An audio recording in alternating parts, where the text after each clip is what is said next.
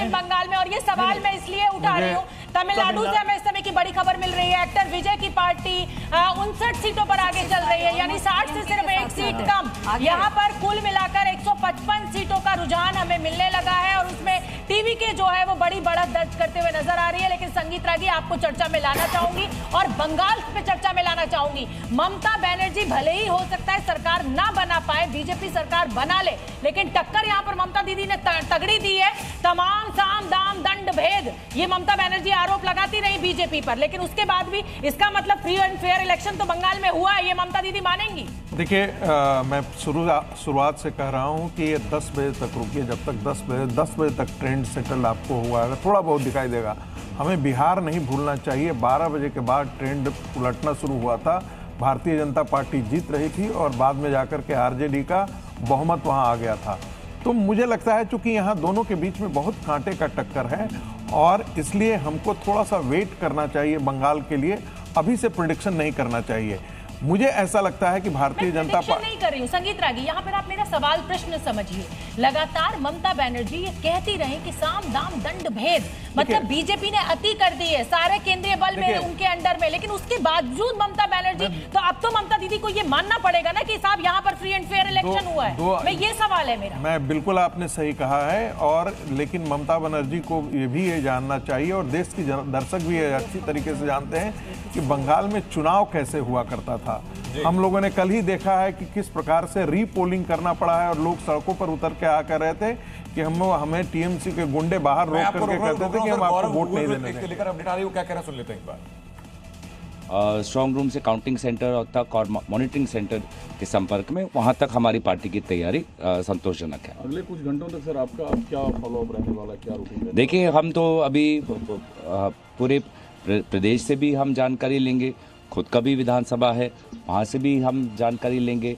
कहीं अगर कोई कंप्लेंट आई है किसी कैंडिडेट के द्वारा या किसी विधानसभा में, तो उस पर भी हमारे केंद्र में जो बैठे हुए हमारी टीम है, जो AICC की भी टीम है, वहाँ से भी वो तुरंत इलेक्शन कमीशन के साथ संपर्क में रहे।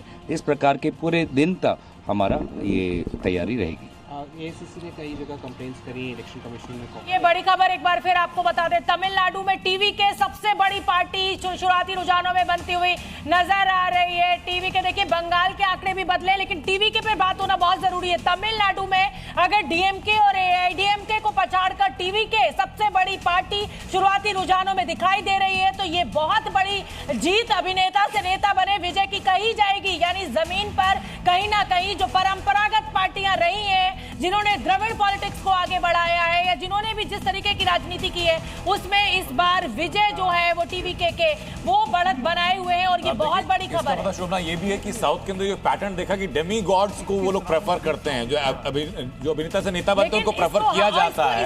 इसको बीजेपी की आवाज भी समझ लेना चाहिए। लक्ष्मी जी, तमिलनाडु में बीजेपी की ये पहली दस्तक, पहला कदम क्या इसको मानना चाहिए TVK की जीत के साथ? नहीं, मैं ऐसा नहीं मानती हूँ, क्योंकि जितना सीट DMK और AIDMK को काटने में TVK अगर अभी तक का रुझान दिखता है, TVK एक थर्ड फोर्स के जैसे उभर के आ रही है। अगर यही ट्रेंड कंटिन्यू रहा तो TVK will be a king maker और ए किंग मेकर। अब यही लोग कह रहे थे कि ये किंग मेकर बनेगी तो किसके साथ जाएगी, किसके साथ जाएगी अभियान से? देखिए, ये अच्छा प्रश्न है आपका, लेकिन ये बिल्कुल ही AIDMK जो भी नहीं, AIDMK तो फैक्टर हो गई नेचुरली, बट ये सब कुछ सेंट्रल पॉलिटिक्स के अलाइनमेंट से तय होगा। क्योंकि ये जानिए कि जब ऐसी कोई नई ताकत राजनीति में, हमेशा ऐसा देखा गया है, उभरती है किसी राज्य में पहली बार, और ये पहली बार हो रहा है, तो कोई ना कोई केंद्रीय ताकत उससे अलाइन करती है, उसको भविष्य के लिए। तो वो केंद्रीय ताकत कौन आपको दिखाई दे रहा है? मुझे तो सब बीजेपी दिखाई। मैंने सेम सवाल लक्ष्मी जी, मैं ये जवाब एक वरिष्ठ पत्रकार से क्योंकि वो रीपोजिशन होती है पॉलिटिक्स। स्टेट में एक जगह खाली हुई, जैसे इन्होंने बिल्कुल सही कहा, उस जगह को विजय ने आकर पहली बार में ही हासिल किया। एक बड़ा डेंट दे रही है वो बीजेपी को, AIDMK बिल्कुल अलग जगह नजर आ रही है, तो उसकी नेचुरल एलाई होती है बीजेपी। अब मैं आऊंगी क्योंकि पॉलिटिकल गेस्ट का भी समय आ गया है, पॉलिटिकल गेस्ट से हमें बात करनी चाहिए। बीजेपी के मेहमान हमारे साथ जो जुड़ गए हैं, सर क्या कहेंगे? गोपाल जी, बल्ले बल्ले, लड्डू वड्डू बनाइए, रसगुल्ला बनाइए। हालांकि बंगाल को लेकर अभी आप बहुत आश्वस्त मत होइएगा, क्योंकि